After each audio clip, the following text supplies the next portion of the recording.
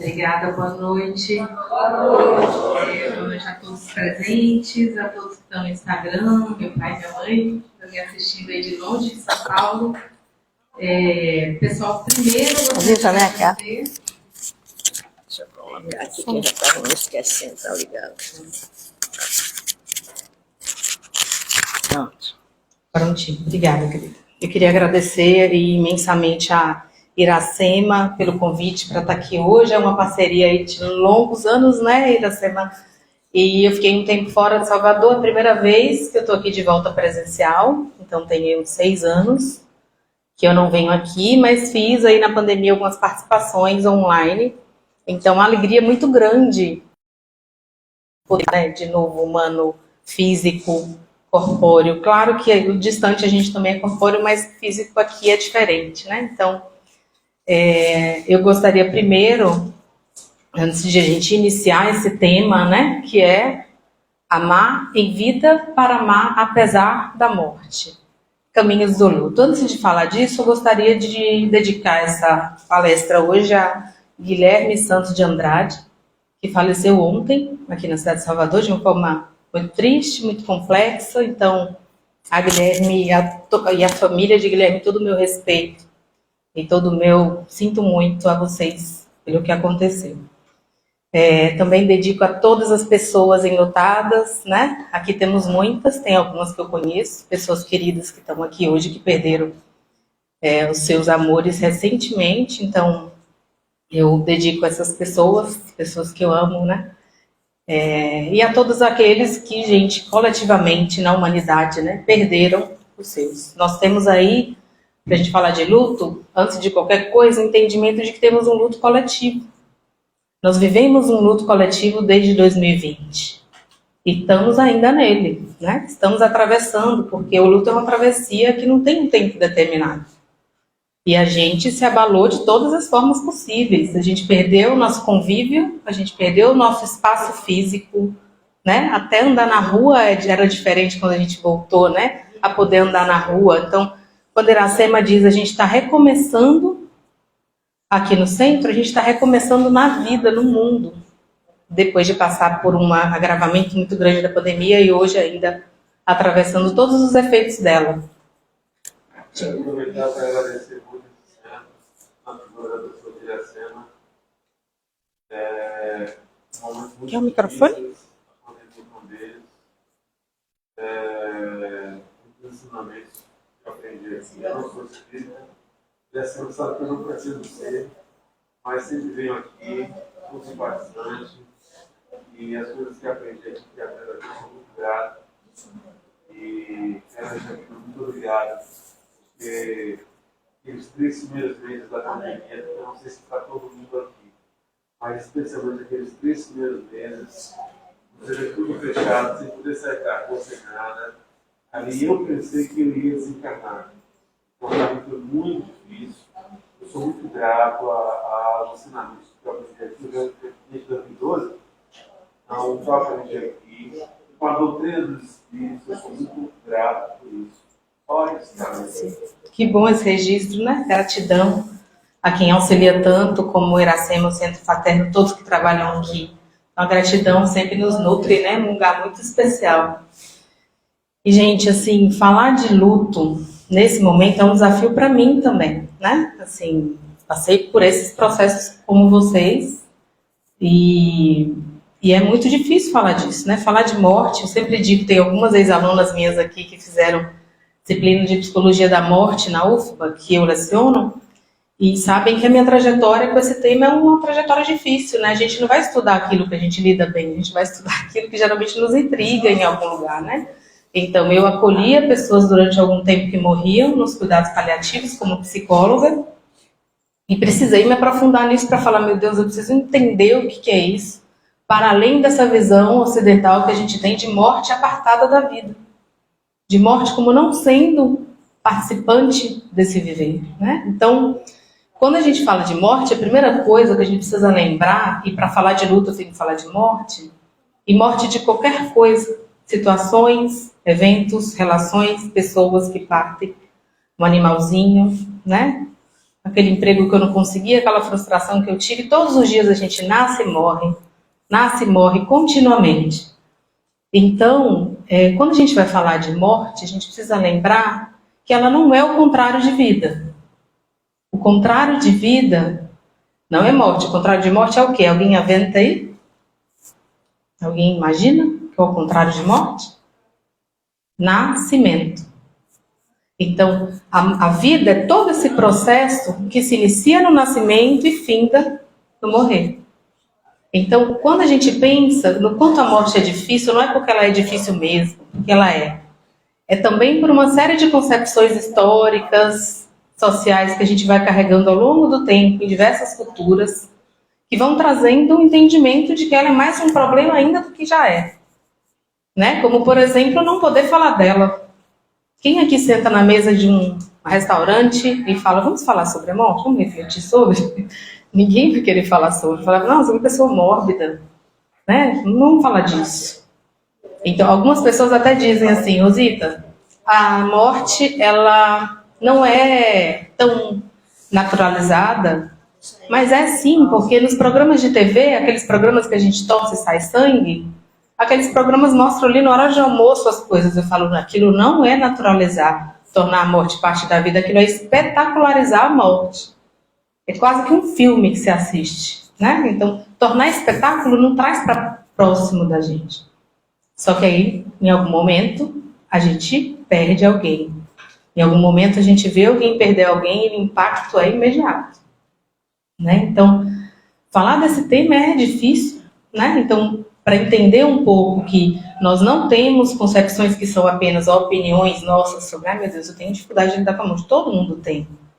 Nosso mundo ocidental lida com ela de uma forma diferente do mundo oriental. Né? Não estou dizendo que um é bom, outro é ruim. Né? Vamos sair desse lugar de bom, ruim. Né? As coisas são muito mais complexas para a gente só nomear como bom e ruim. Mas quando retiram a morte da vida, é porque é difícil mesmo lidar com ela. Só que a gente precisa olhar para isso e naturalizar que vai doer. Fisicamente dói, né, gente? Quando a gente perde alguém, dói fisicamente, né? Então, esse luto, né, por definição, é o quê? É um processo complexo, misterioso, que a gente mapeia na ciência, sim, temos um mapeamento importante, científico, sobre, mas que tem um lugar de mistério, que é o lugar da indeterminação. O tempo de elaboração do luto para um não é o mesmo tempo de elaboração do luto para outra pessoa. Cada um tem um tempo. Então, é um processo, a palavra é essa, dinâmico, em que eu amo em vida para então fazer a travessia da perda e amar apesar da morte. Então, quando as pessoas falam assim, o vínculo se rompe, nunca se rompe, gente. O vínculo com uma pessoa, nosso pai, nossa mãe, nosso amigo, nunca se rompe, ele afrouxa. Eu costumo dizer assim, os laços se afrouxam para então retornarem depois de uma outra maneira, com menos dor, com menos sofrimento, com mais gratidão. Puxa, que bom que aquela pessoa esteve na minha vida. Mas até chegar nesse ponto, muita coisa se vive. Muitas coisas, né? Então, para a gente falar de luto, eu penso que a gente, enquanto sociedade, coletividade, precisa acolher a ideia de que a gente deve respeitar a individualidade dos lutos. Por que isso? Tem uma estudiosa brasileira que é, eu acredito, a maior autoridade no estudo sobre luto aqui no Brasil, que é Maria Helena Pereira Franco. E ela sempre diz assim, o problema de lidar com o luto entre nós é que a gente usa duas palavrinhas que não deveríamos usar. Uma, já, e a outra, ainda. Então, assim, já tá bem? Já foi pular carnaval? Já tá se maquiando? Já tá bem assim, desse jeito? Não pode, né? O tempo, não deu nem um ano e você já arranjou um namorado? Esse já. E o outro ainda. Ainda tá mal? Ainda tá triste? Já deu tempo, já passou um ano. Então, gente, essas duas palavrinhas mostram algo problemático, que é a gente não acolher entre nós e darmos continência para a pessoa que precisa de ajuda. Antigamente, uma pessoa usava preto. Lembram que as pessoas enlutadas usavam preto? Eu falo, gente, isso era um sinalizador tão importante, porque Quem usava preto naquela época, todo mundo sabia que o preto não era como o preto de hoje, né? O preto mudou na cultura.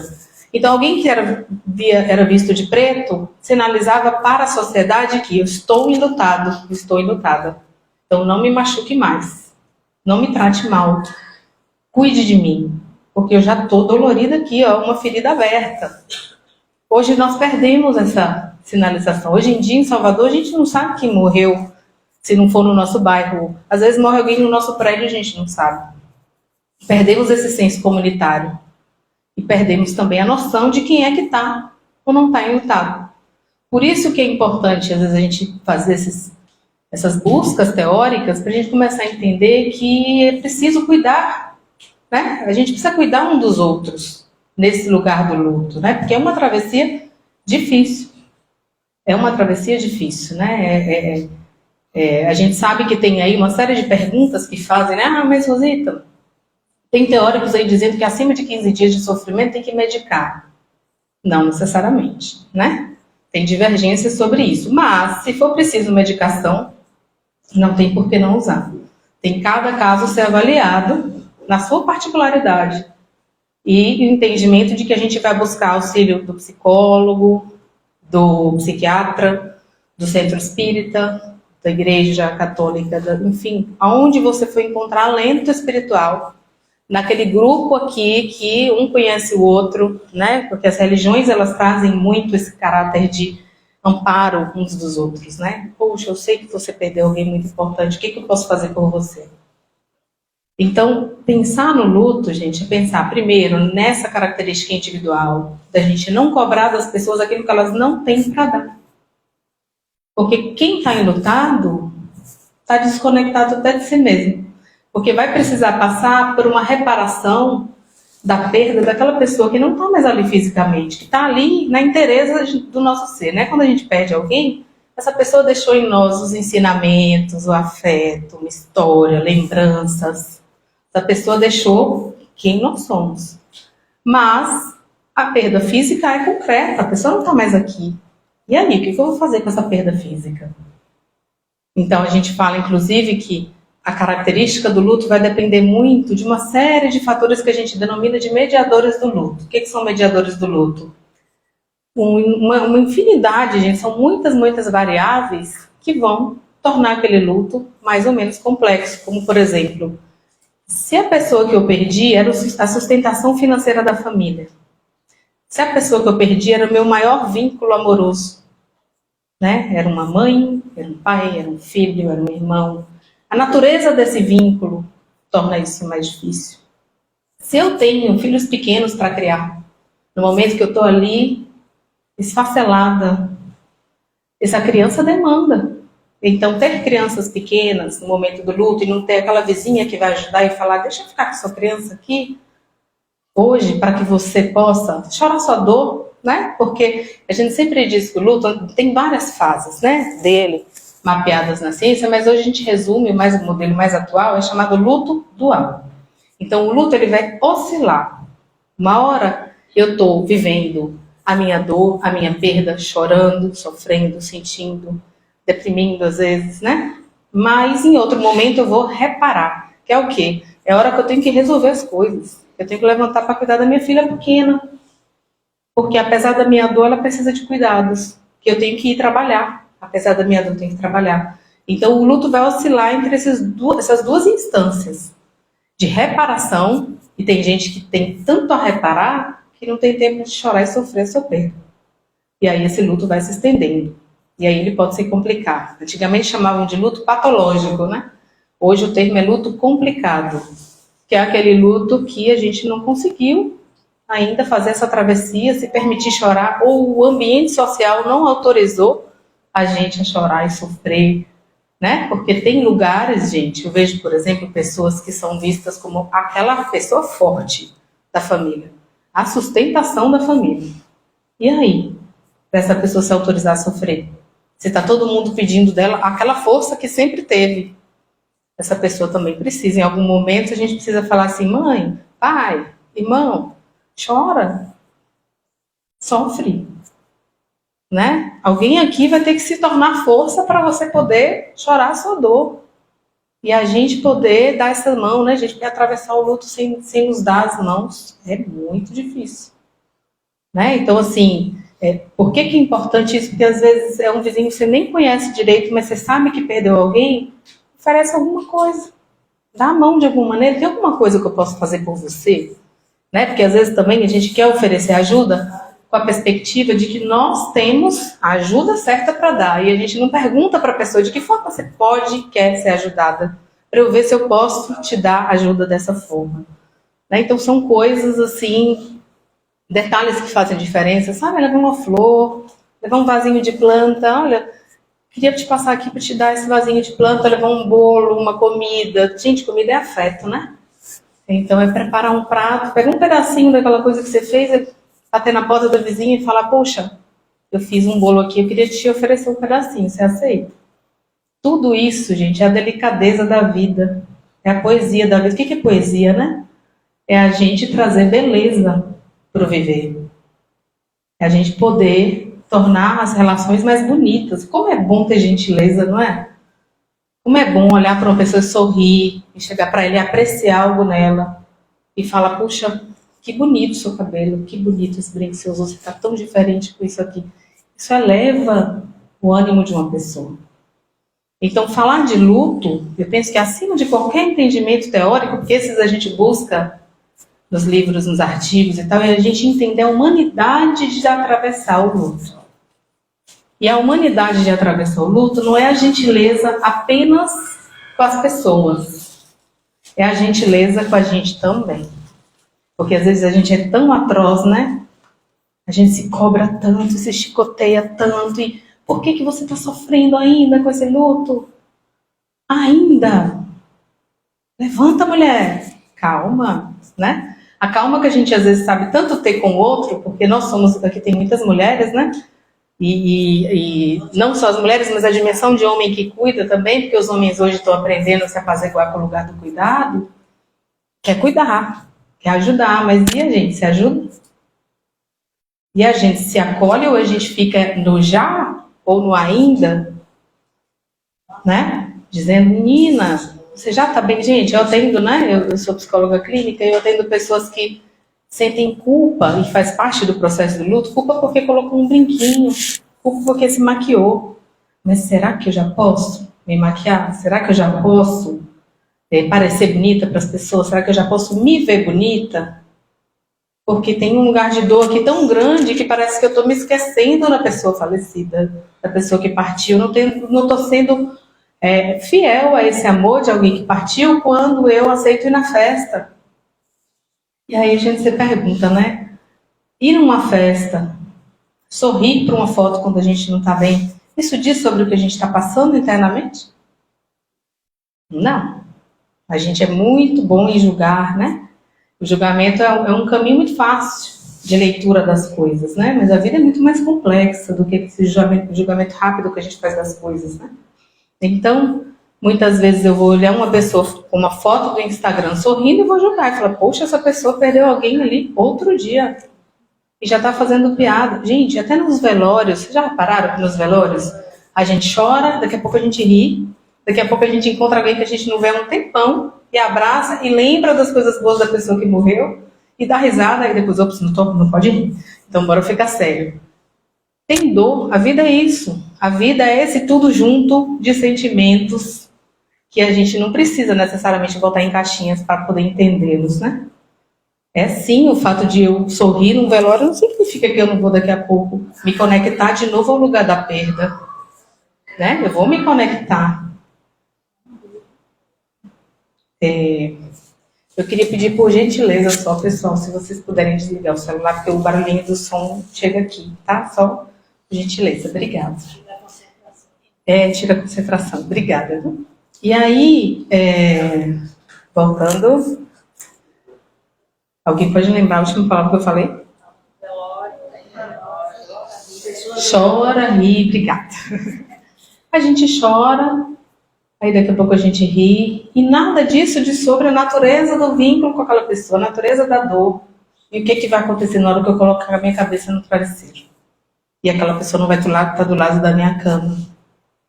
Então, a gente precisa, né, a gente pensou, eu quero uma defesa mesmo, se humanizar para vivermos a travessia do luto para o outro e para nós. Porque é difícil demais, né? Às vezes, muitas pessoas acham que não vão conseguir seguir adiante. Porque dói, a dor é física, os sintomas são muitos, né? Se vocês forem olhar, a literatura vai trazer uma série de sintomas, ao ponto de algumas pessoas falarem, meu Deus, será que eu estou ficando maluca? Eu estou ouvindo o assovio que meu pai sempre fazia quando chegava em casa. Eu estou ouvindo o arrastar do chinelo da minha mãe. Eu estou ouvindo a pessoa bater a porta como ela sempre batia. Será que eu estou ficando doida? Né? São características psíquicas que acontecem no luto natural, tá? Não é para a gente achar que é loucura, não. É uma série de... Eu sugiro que vocês busquem depois, né? Características do processo do luto. Né? Se a pessoa, às vezes, morreu de uma insuficiência respiratória, às vezes a gente pode apresentar quem perdeu, ficar sem ar, como a pessoa que se foi. Né? Isso tudo não é loucura, isso tudo é característica psicológica dessa perda. E é bom falar sobre, né? Por isso é importante buscar um profissional de saúde mental para poder acompanhar e ouvir isso, e ler, e pesquisar, e entender assim, não, eu vou me acolher, eu não estou passando por algo anormal. Né? É claro que tem as características do luto complicado, que um profissional vai poder dizer, olha, aqui a gente pode cuidar. Vamos falar sobre, porque a gente falar sobre cura. Poder sentar com a pessoa e contar sem precisar ficar com vergonha. Né? E claro, se a vergonha vier, a gente acolhe ela também. Mas a gente coloca na morte um tabu que depois contar para as pessoas fica estranho, né? Eu como tenho esse trabalho com lutos, quando alguém pede alguém, vamos sentar aqui, o que aconteceu? Como é que você ficou sabendo? Né? O que houve? Para a pessoa poder falar. E ao falar, ela conecta aquela dor, ela chora, ela sofre. Essa conexão com a dor não é para a gente tirar da vida, não. A gente vai ter que atravessar essa dor. Para que chegue aquele momento que o laço se afrouxa e daqui a pouco esse laço de novo está ali, firme, e aquela pessoa sempre vai ter um lugar de importância. Tem algumas pessoas que têm medo de fazer terapia quando perdem alguém. Não é incomum. Alguém me procurar, gostaria de fazer uma sessão com você e daqui a pouco desiste, porque às vezes passa a fantasia na cabeça de que se eu fizer terapia eu vou me curar desse amor. Eu vou então esquecer a pessoa que eu amo? Ninguém esquece, gente. Não tem como esquecermos as pessoas que são os nossos afetos. O que vai acontecer é que a gente vai atravessar essa dor acompanhado, assistido por um profissional da área. E às vezes a gente não faz terapia, mas a gente tem uma rede de apoio, a gente tem nossa comunidade, a gente tem Iracema, a gente tem o pessoal aqui do centro, cada um na sua religião, buscando um amparo necessário para justamente partir lá e falar, poxa, eu acordei tão mal hoje, eu não vou conseguir cozinhar, você pode pedir um pouquinho de seu almoço comigo? Isso é ajuda. Ajudar um vizinho que está enlutado, a perguntar assim, está precisando de qualquer coisa? E às vezes é isso. Às vezes a pessoa nem sabe. Mas se levar um prato, se a gente quando leva comida, a gente leva afeto. A gente quando dá uma flor, uma planta, a gente leva vida. Né? Um bilhetinho que a gente manda para alguém, como enriquece o dia, né, gente? Sabe aquela coisa, faz um bilhetinho, bota lá debaixo da porta. Um bilhetinho assim, uma poesia bonita, uma frase de encorajamento. Coisas que a gente pode fazer para tornar a vida mais poética e para tornar essa dor da pessoa, não é menos dor, mas tornar essa dor junto. Você está doendo, mas você não está sozinho. Né? Então, falar de morte, falar de luto, é falar também, gente, de organização da vida. Organização do viver. Né? E aí eu vou trazer para vocês Saja. Eu não sei quem de vocês aqui conheceu o professor Saja. Vou fazer palestra aqui. Todo mundo. Saja foi palestrante aqui, já tem uns 3 anos, né, Iracema, que ele faleceu, desencarnou. Eu trabalho também na Livraria Cultura. Sim, no Teatro Eva Hertz. Professor Garrido. Isso, ele, professor Garrido, Calma Mascarenhas. Saja fez um trabalho muito bonito em vida com o Salvador, né? E eu estive aqui com ele uma das vezes que ele veio e assim, eu sempre disse para ele, né, Saja era um grande amigo E eu sempre dizia para ele, Sádia, onde eu for falar sobre morte, eu vou falar de você. Porque as frases que ele dizia pra gente, no final de todas as palestras dele, ele terminava com 5 perguntinhas, lembra? Aquelas 5 perguntinhas que a gente pode utilizar da morte organizando o viver. Porque, gente, a morte, ela é o fim da vida, é a nossa única e absoluta certeza, né? Se a gente for falar em termos mais concretos, não nos termos do kardecismo, né? Porque para o kardecismo aqui, vocês partilham dessa visão, a gente tem uma vida que segue, depois que esse corpo não está mais aqui. Mas de um ponto de vista mais concreto, que era o que você já trazia um pouco mais, da filosofia, né?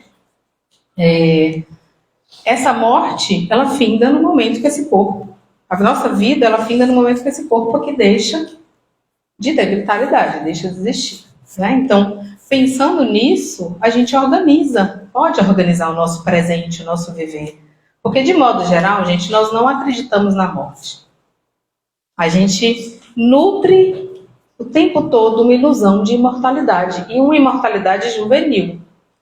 Porque a velhice também é outro tabu no nosso mundo ocidental, né? Torna a velhice, ao invés de uma dádiva, né? Quando a Iracema falou 70 anos e eu não escondo de ninguém, eu falei, que bom. Que isso é uma dádiva. Chegar com 70 anos de vida, fazendo o que a Iracema faz, contribuindo socialmente como ela faz, tornando a vida das pessoas menos difícil. Né? Então, isso é uma dádiva, um presente. Quem chega a 80, 90, não é para a gente dizer que isso é um problema, que a gente vai esconder. Né? Mas por que a velhice ela vem também carregada de preconceitos, de exclusão e de julgamento? Porque é a última fase que está associada à morte. Mas olha aí outra ilusão. É a velhice que está associada à morte ou a gente, desde o momento que estamos no ventre da mãe, a gente pode morrer? Então, não é a velhice. Todos nós somos potencialmente terminais o tempo todo. A gente pode morrer na barriga, a gente pode morrer com 1 mês, com 2, com 3, com 10, com 15, com 20. Mas quanto mais a gente vai se tornando longevos, quanto mais a ciência vem trazendo instrumental para a gente ter uma expectativa de vida maior, mais a gente não aceita a morte em outras etapas do viver. A ordem natural das coisas, que a gente aprende que é a ordem natural das coisas, mas que não é. Desde criança a gente aprende na escolinha, né? O ser humano nasce, cresce, se desenvolve, reproduz e morre. Nem sempre. Né? Então, às vezes a gente nasce e não se desenvolve, às vezes a gente nasce e não reproduz, porque a reprodução também traz uma ideia de imortalidade, né? Uma pessoa que reproduz, ela passa adiante seus genes. Então, em termos de matéria, ela vive.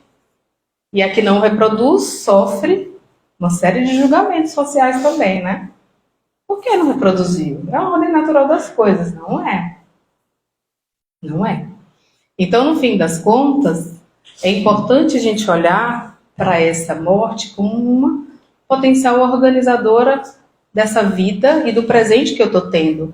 Porque geralmente a gente adia, a gente não acredita nela, e na hora que alguém morre perto a gente se choca. O que a pandemia fez com a gente? Todos os dias a gente olhava para as notícias e se apavorava, e tinha medo de morrer, tinha medo de perder os nossos. Eu, por exemplo, estava no Rio Grande do Sul e minha família em São Paulo. E eu, meu Deus, eu não vou nem se eu morrer, e se minha mãe morrer, meu pai, não vou me despedir das pessoas que eu amo, como é que vai ser isso? Ao mesmo tempo eu tinha pavor de pensar em pegar um avião e ir para lá. Porque eu pensava, e agora? E se eu levar o vírus? Então, assim, foi terrível, né? Foi terrível. É a versão mais letal, enquanto a gente ainda não tinha vacina, estava se desenvolvendo e tal. Muito, muito, muito difícil, né, gente? Muito medo. A gente foi lançado direto nessa constatação da morte como um risco imediato e contínuo e diário. Eu precisava falar assim, não, Rosita, vamos peneirar aqui as notícias? Hoje você vê jornal, daqui 5 dias você vê de novo. Porque não dava para acordar todo dia e ver aquele tanto de notícias. Eu falei, você não vai conseguir viver. Diga. Se a senhora me permite, quando nas orientações tem para mim, para outra pessoa também. Pare de assistir jornal ou assista uma vez por semana, 2 vezes na semana. Porque, como eu disse, as primeiras vezes foram realmente Sim. Não tem uma vacina, não tem uma resposta para aquilo, não tem remédio, não tem nada. Muito difícil. Foi muito difícil, né? Então, e a gente se conectou, né? Nessa, assim, o quanto, né, gente, nesse momento a tecnologia nos salvou, né? Nos aproximou a possibilidade de a gente fazer chamadas de vídeo, até mesmo as pessoas que não conseguiram se despedir dos seus entes queridos que faleciam, puderam se despedir por chamadas de vídeo, né? Nos hospitais. Então, a tecnologia veio, Iracema, estava conversando com Iracema sobre isso, quando ela disse quando tudo aquilo aconteceu, eu falei, meu Deus, 20 anos de trabalho e eu vou fazer o quê? Iracema se reinventou, né? E foi aprender a mexer com tecnologia, ela e o pessoal aqui, toda a sua equipe, e rapidamente estavam lá fazendo o trabalho seguir adiante através da tecnologia, né? Então, essa reinvenção, né? Que você se reinventou lá em 2020, está se reinventando agora. Você em São Paulo, vamos fazer, Rosita. Ela me tá chamar. Em São Paulo, Rosita, vamos fazer a live. Eu tive que pedir ajuda para ele, senão 20 anos perdido. Ou você tem coragem e coloca a cara a tapa mesmo, não sei nada, mas eu vou tentar. Porque, gente, o pior é você nada fazer. É que eu acho. É verdade, Iracema me salvou em vários momentos. No início de 2020, eu tive, bem no início da pandemia, eu tive H1N1 associada à asma. Então, os médicos acharam que eu estava com Covid. Eu fiz um grupo de WhatsApp para me despedir de todo mundo. Eu falei, eu vou morrer, minha gente. Eu quero poder falar um tchau para todo mundo. Aí fiz um grupão. E aí, Iracema, Rosita, bota água ali do lado da sua cama, que a gente vai fluidificar, que a gente vai mandar preces para você. Uma querida. E rezou por mim, enfim, muitas pessoas aqui. Eu senti isso, né? Isso me ajudou. E a minha vizinha me ligou e falou assim, eu vou fazer uma sopinha e vou colocar na tua porta. Uma dona Vera, querida dona Vera, ela deixava na porta de casa e descia. Aí ela me avisava, pode pegar. Eu abri. Então, assim, gente, aquilo me salvou, né? H1N1 é um vírus muito potencialmente letal também. E aí juntou com asma, pronto. Mas não era Covid, infelizmente, ali dali um mês eu estava bem. Mas o quanto essa rede ajuda, né? Iracema de cá, mas lá, né? Presente lá. E minha família e os amigos naquele grupo de WhatsApp que virou uma bagunça. No fim, estavam falando de tanta coisa, indicando filme, fazendo amizade uns com os outros. Falei, pronto, não foi uma troca, não foi um vídeo de morte com um vídeo de vida, né? Vocês percebem quanto morte e vida está entrelaçado? O tempo todo. Tem um filósofo que eu gosto muito, que é o Heidegger, Martin Heidegger, que é um norteador para mim, teórico, dentro da prática clínica que eu faço na psicologia. E Heidegger diz assim... Qual é o nome aí do filme que apagou ali? Ah, sim. Ah, eu vou ter que ver ele, porque não tem como achar. Daqui a pouco você não Eu vejo. Daqui a pouco eu vou colocar um videozinho para vocês, eu acho. E aí, a Heidegger dizia o seguinte, a nossa maior fonte de angústia na vida reside no fato de que nós vamos morrer. E a gente passa uma vida fazendo de conta que não é isso que acontece. Então eu fico angustiada e eu digo assim, mas por que eu estou me sentindo assim? E eu não paro para refletir sobre a morte. Eu penso que é porque eu tenho que chegar no horário no trabalho, eu tenho uma palestra aqui com Iracema, 5h40, eu tenho um bebê para dar de mamar, eu tenho gato para dar comida, eu tenho coisas para fazer. E aí, eu de novo não reflito e vou vivendo. Mas, quando a gente constata isso, quando alguém morre, gente, como a gente se reinventa quando alguém próximo morre, né? Não necessariamente os nossos, que aí o luto é diferente. E a gente, meu Deus, o que eu estou fazendo na minha vida? Né? E começa a pensar no hoje, porque enquanto a gente torna a morte distante, fantasiosamente distante da vida, a gente começa a viver adiando as coisas. Amanhã eu faço, amanhã eu resolvo. Sabe aquela pessoa que eu gostaria de perdoar ou então de pedir perdão? Amanhã eu resolvo. Só que às vezes não vai dar tempo. E ainda tem a morte, que não só é a morte do outro lado, né? Mas tem a morte da gente morrer também na doença. E renascer, já começa tudo. Exatamente. Qual é o seu nome? Paula. Paula está falando aqui, gente, da morte, da gente ter uma doença e renascer.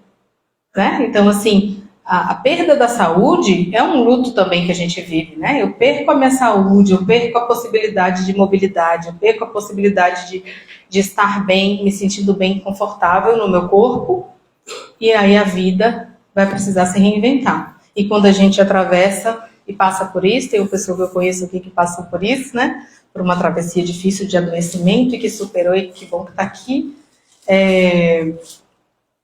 Você volta de uma outra maneira, sabe? Isso me lembra a Jornada do Herói, né? Um livro chamado Jornada do Herói, do Campbell, que ele diz, quando a gente passa por um grande desafio, a gente faz essa grande travessia e geralmente a gente volta dela transformados. É uma cura. É uma cura profunda, é uma cura integral, né? Porque a gente não fala que o corpo adoece só do físico, né? É físico, psicológico, social, espiritual. Nós somos, eu não gosto do conceito de saúde mental. Não gosto, eu gosto do conceito de saúde integral. Porque não tem nada dissociado. A integralidade diz, se a gente tem alguém que pisa no nosso dedinho, a gente dói como um todo. Ai, caramba! E se esse dedo fica muito machucado, a gente fica ali, tristinho, o dia todo, né? Às vezes uma pessoa quer medir a dor, e nesse ponto é outra coisa importante pra gente lembrar de luto, que a gente não mede dor, né, gente? Essa história de falar mimimi, a dor do outro é mimimi, mimimi para quem? Porque quando a gente não está na pele dessa pessoa, sentindo a dor dela, é fácil se distanciar e falar que é mimimi, exagero, dramatização, mas está doendo, não é na tua pele. E o luto tem muito de julgamento, tá, gente? Tem um luto chamado luto não autorizado, que é o tipo de luto que socialmente não existe aceitação, validação e acolhida. Por exemplo, a pessoa que morre por suicídio. As pessoas não validam esse luto da família. Mas a pessoa escolheu fazer isso, né? Por que você está sofrendo? Ou o luto por um aborto, seja ele provocado, seja ele espontâneo. Mas não era ainda uma vida, né? Daqui a pouco você engravida de novo. Ou, mas você não quis tirar esse bebê? Por que está sofrendo? Como se a decisão difícil anulasse uma dor, né? Não é porque a gente toma decisões na vida que a gente não sofre por elas. Ou então, você está sofrendo porque você se separou, porque o luto diz respeito ao afrouxamento do laço. Então é a perda não só por morte, mas por separação também. Você se separou de um marido agressor, e esse marido foi muito cruel com você. Quando você está sofrendo, muitas pessoas falam, mas você não devia estar sofrendo, ele não era agressor. Você se livrou, foi um livramento. Mas, gente, não importa se foi livramento ou se não foi livramento. O que importa é que houve uma perda. Mesmo de uma pessoa atroz, é uma perda. As relações são complexas. Tem complexidade nisso, e quando a gente tem complexidade, a gente se cuida e, né, deixa eu não falar coisas, ou tentar não falar coisas. A palavra tem poder. Uma palavra dita toma contornos muito pesados, às vezes, em alguém que já está ali, muito, né? Uma mulher, pensemos aqui, uma mulher agredida, né? Ela já está sofrendo porque aquela pessoa que ela ama agrediu ela, e agora ela não vai mais poder ficar com aquela pessoa, porque existe um risco de morte, por exemplo, e isso vai ser sem dor? Isso anula o amor que essa pessoa tem por esse homem agressor? Então a gente precisa cuidar disso, né? Para que a gente não vá criando lutos não autorizados. Vocês querem ver outro? A morte de um animalzinho. Quanta gente diz assim, mas você tá chorando por causa, até hoje, por causa do cachorro? Quer ver coisa pior? É se esse animalzinho não for um animalzinho que as pessoas validem como um bichinho de estimação. Só uma lagartixa morreu, mas gente, uma lagartixa. O que tem uma lagartixa de estimação?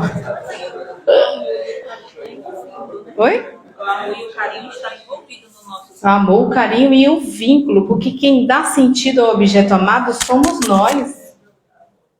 Meu gato morreu, né? Assim, gente, essa coisa de lagartixa eu gosto sempre de contar, porque eu morei em Vitória da Conquista 2 anos, quando eu vim trabalhar aqui na Bahia, né? Eu sou baiana, mas morei uma parte da minha vida em São Paulo e voltei para cá.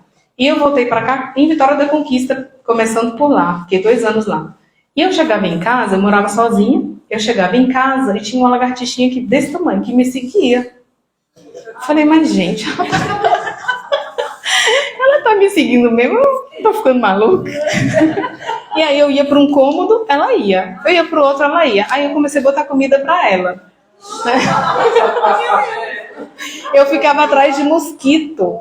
Achava os mosquitinhos, matava e colocava lá. E ela comia.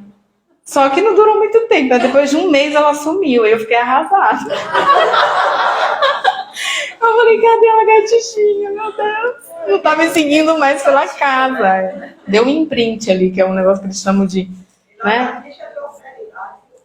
Lagartixa é prosperidade? Olha! Aí eu fiquei assim, confusa, porque assim, ele tem a lagartixa, aí disse que é prosperidade, que é coisa boa. Olha, que Aí bom! quando apareceu um rato, aí eu tive que botar aquele pega-rato na caracola. Aí a lagartixa pegou e ficou colada na cola. Eu digo, não, eu botei só o rato. Não, eu prefiro o rato dentro de casa do que perder a lagartixa. Ai, meu Deus! Que história maravilhosa!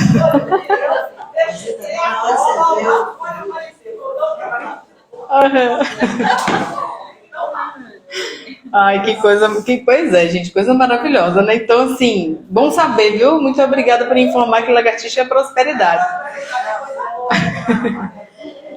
Eu vou colocar agora, gente, um videozinho para vocês e depois dele eu encerro com 5 minutinhos, mais uma falinha, que são as perguntinhas de Sádia, tá? Olha, falando em lagartixa, a conversa da lagartixa foi longe, né? É o seguinte. Não. Eu tenho uma filha que não suporta. Não é meu vídeo, não. É um vídeo de uma música. Como é que eu fecho aqui? Minimize aí. Onde você tá? Olha, assim, minha mãe, eu No moro aqui YouTube. em Ipuí, e no Ipuí tá tem aqui, ele já tá aqui, mosquito, ó, e já elas tá aqui. comem mosquitos. Ué, cadê? E- Desapareceu tudo. Não é muriçoca, E aí, Agora abriu o YouTube. ela Vou não se abrir. conformou, ela foi no local que vende água, né? Que vende essas coisas. Procurar um remédio para matar a Iracema disse que tava no lagartixa. Real Play. Ela falou Não, alguma coisa de não. Real E aí, Ele tava quando no chegou Google Chrome. lá, Abriu. o rapaz falou pra Eu ela, tô não, minha tentando. filha, não existe, é proibido matar lagartixa. Ela chegou arrasada em casa. Mas como é Ai, que que pena, que tava pode? aqui. Pois é, depois ela casou, foi embora, tal, eu fiquei sozinha. Aí tem um quadro na minha Não tá sala indo, não. que virava e mexia, tinha uma lagartixa atrás. Ela comia, ficava Que algum pena. Acho que eu vou inseto, falar e deixa ela pra comendo ali. Vou botar aqui. E quando chegava uma pessoa, ela colocava a cabecinha de fora.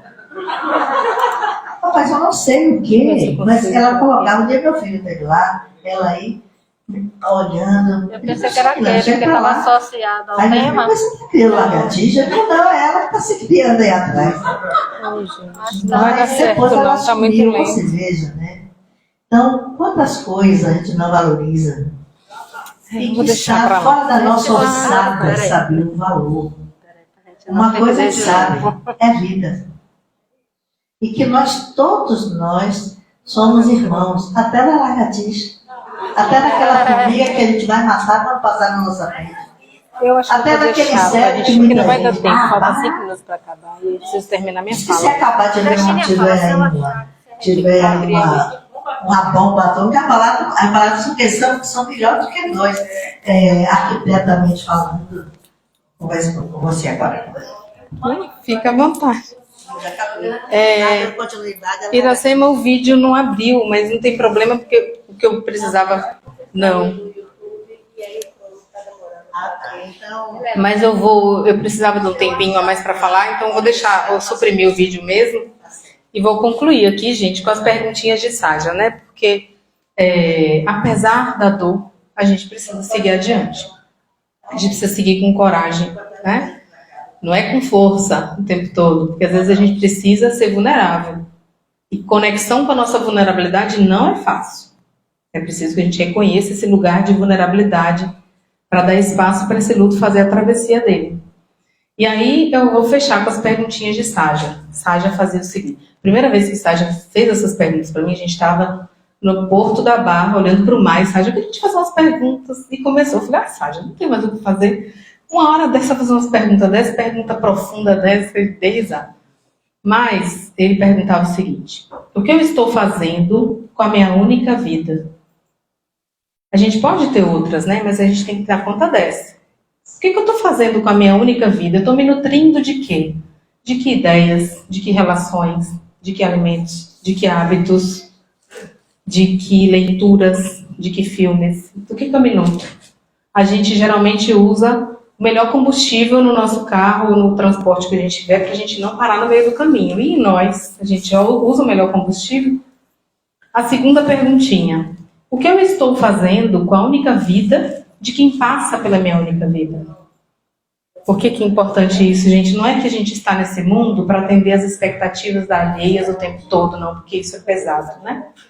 E a gente nunca vai conseguir atender todas as expectativas alheias, mas nós somos corresponsáveis uns pelos outros.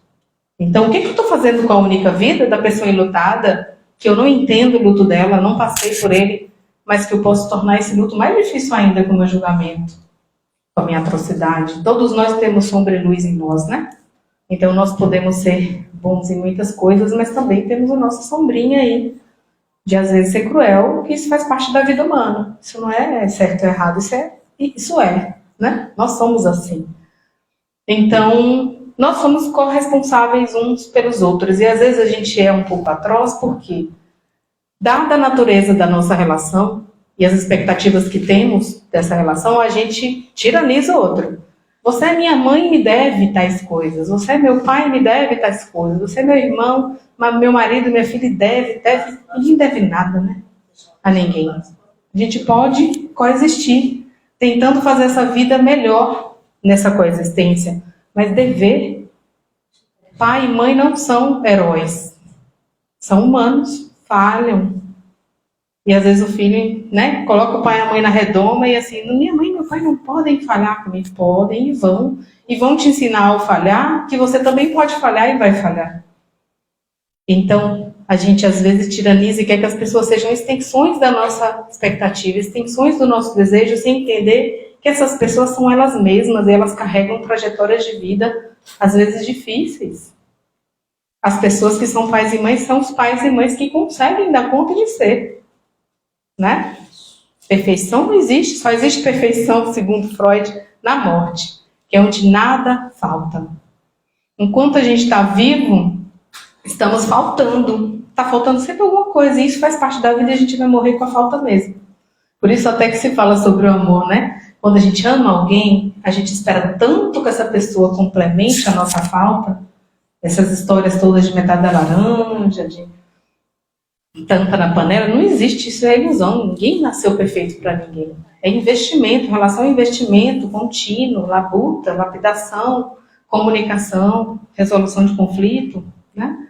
Então, quando a gente falta alguma coisa, a gente quer que o outro venha nesse mundo aqui para nos fazer felizes, o que o outro vai dar pra gente? A falta deles. A falta dele. Então é falta com falta. E aí a gente segue o baile, na falta com a falta. E entendendo que a gente vai falhar.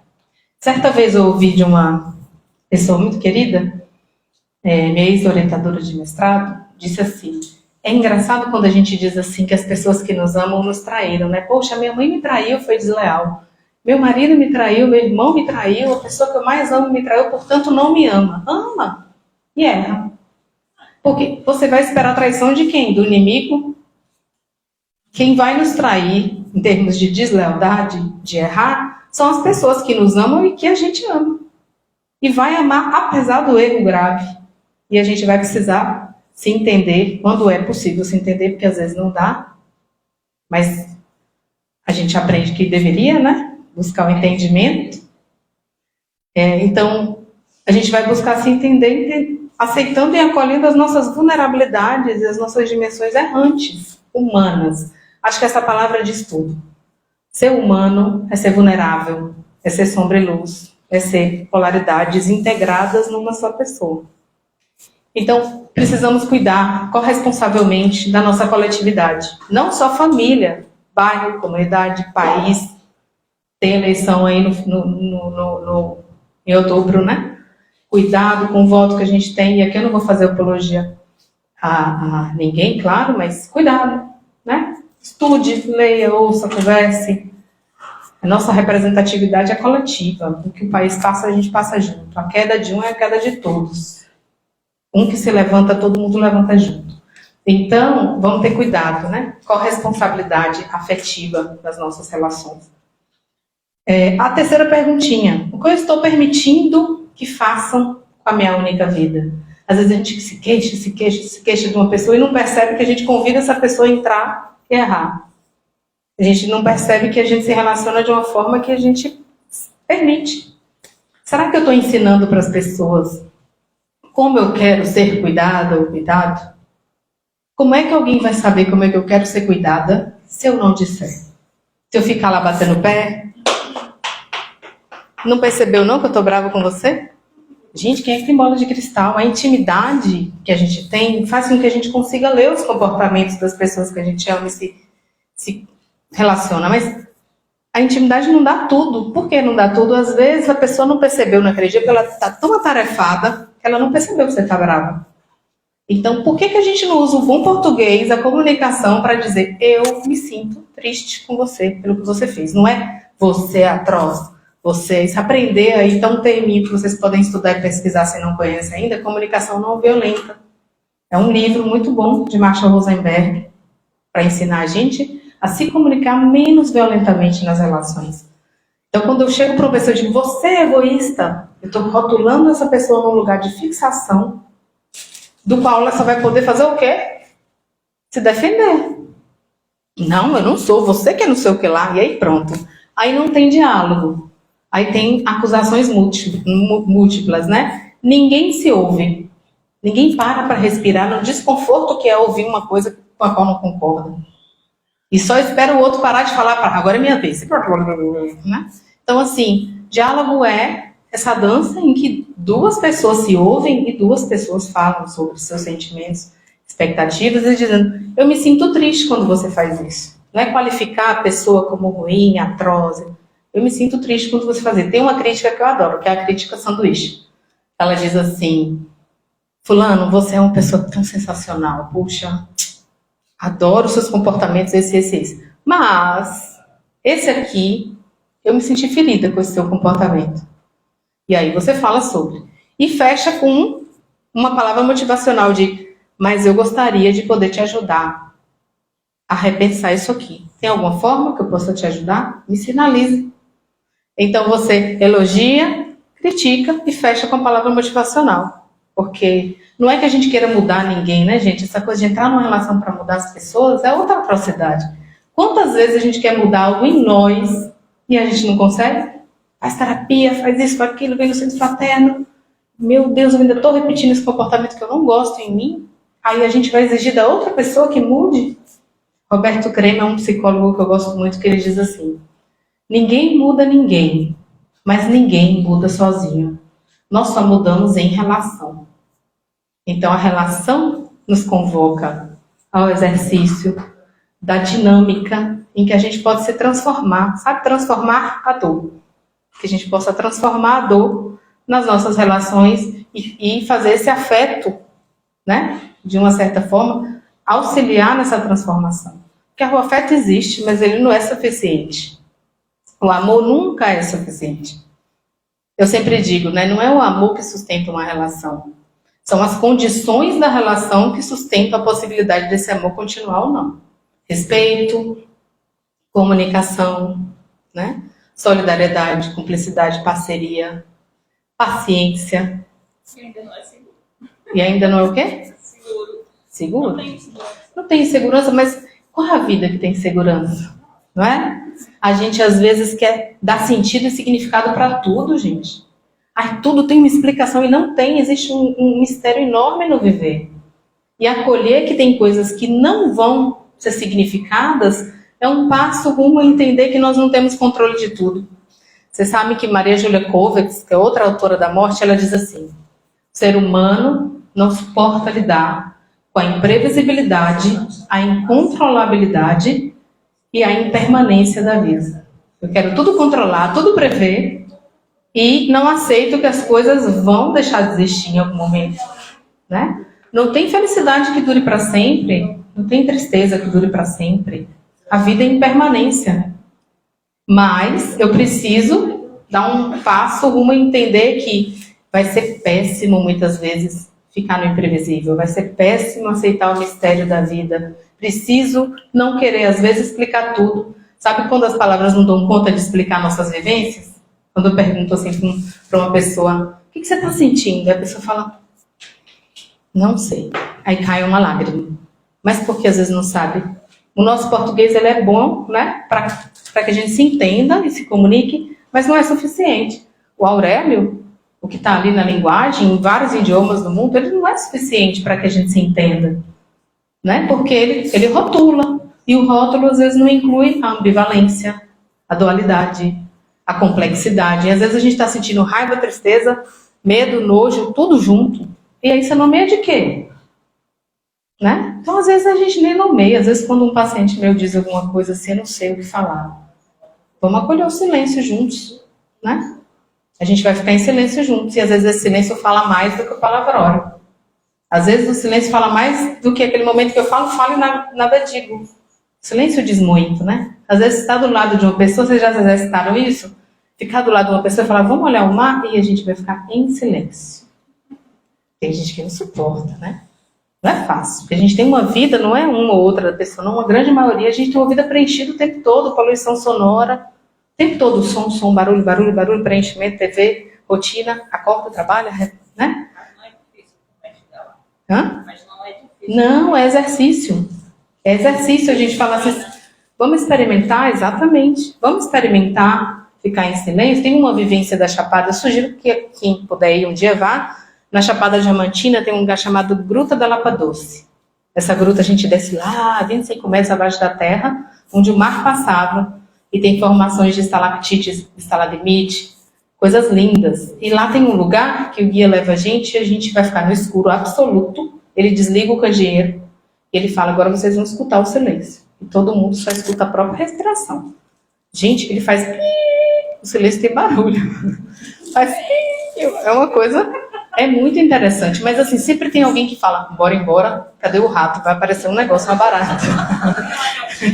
Uma lagartixa. Não sei, mas devia ter um lagartão, viu? Porque aquilo ali deve ter tudo. E dá uma certa angústia de pensar assim, meu Deus, está tudo escuro se tiver uma cobra. Mas é uma experiência. Tem as cobras dentro de nós, exatamente. Eu adorei. Eu acho que vale a pena. A Chapada Diamantina é uma riqueza, né? Que a Bahia tem, o Brasil tem, uma coisa incrível que a natureza nos possibilita, né? E quando eu falo de corresponsabilidade afetiva, gente, eu preciso falar aqui de uma coisa que não está nas perguntinhas de Saja, mas que eu sei que Saja vivia.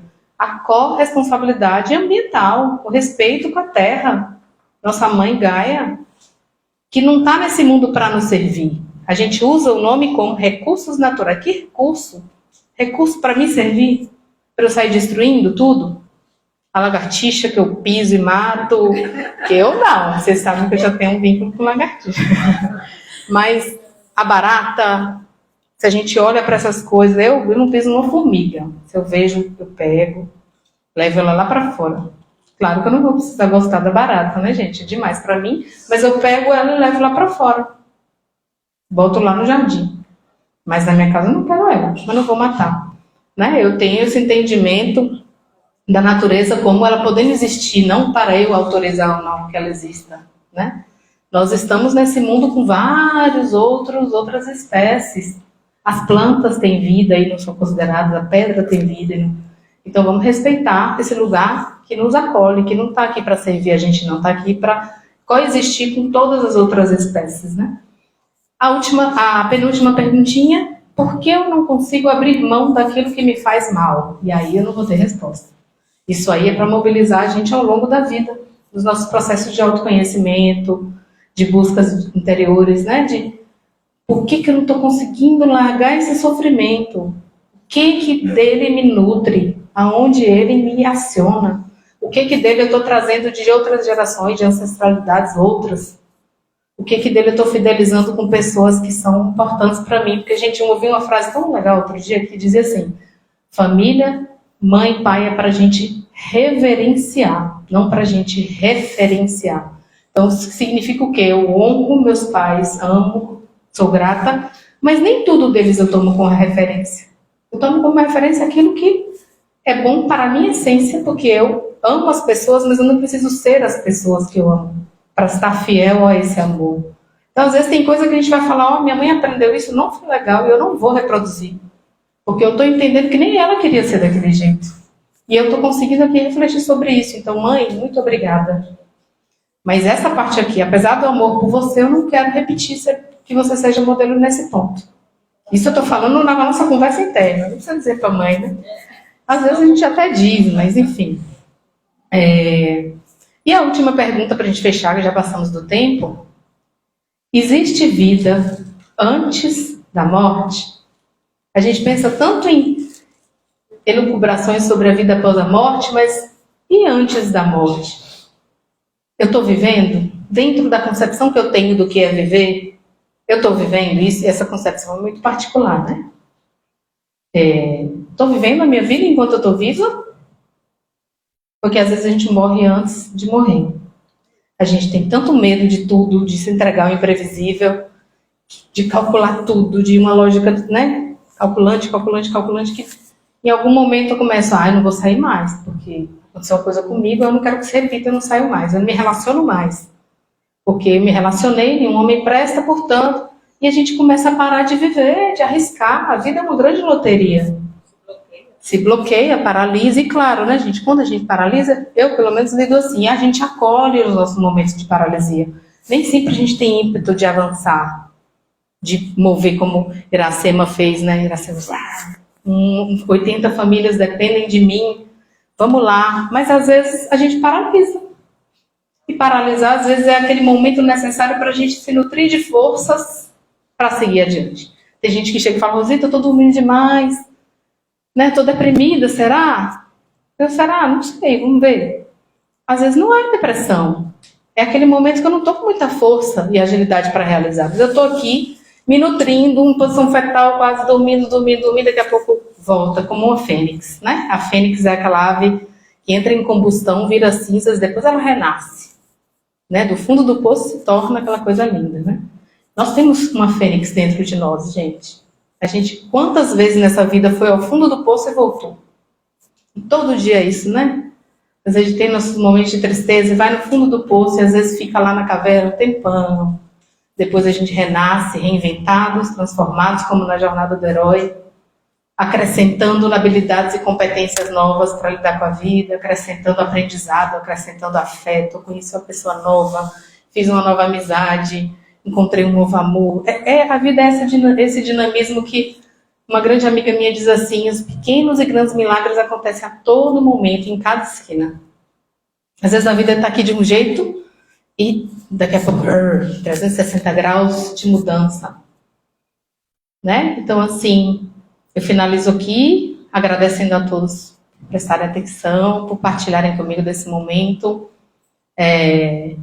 Eu espero muito, né, que as pessoas que estão aqui fazendo suas travessias consigam acionar seus recursos saudáveis, seus recursos suas redes de apoio, busquem as pessoas que são seus afetos, ou conhecer novas pessoas, ou frequentar novos lugares para fazerem a rede de apoio de vocês, o oásis de nutrição afetiva de vocês. Eu sempre digo que nutrição afetiva, a gente distribui os ovinhos em várias cestas, né? Porque às vezes uma pessoa que não está tão legal para me nutrir. E aí eu vou para um outro. E é isso, gente. Obrigada por tudo. Uma excelente noite para todos. Obrigada, Iracema, mais uma vez. Obrigada. Obrigada, pessoal do Instagram aí. Esse vídeo vai ficar salvo no YouTube. Eu agradeço aí a audiência. Um abraço grande. Depois dessa aula aí, né? A nossa irmã Rosita. Vou tirar a vida. Agradeço ao pessoal do Instagram.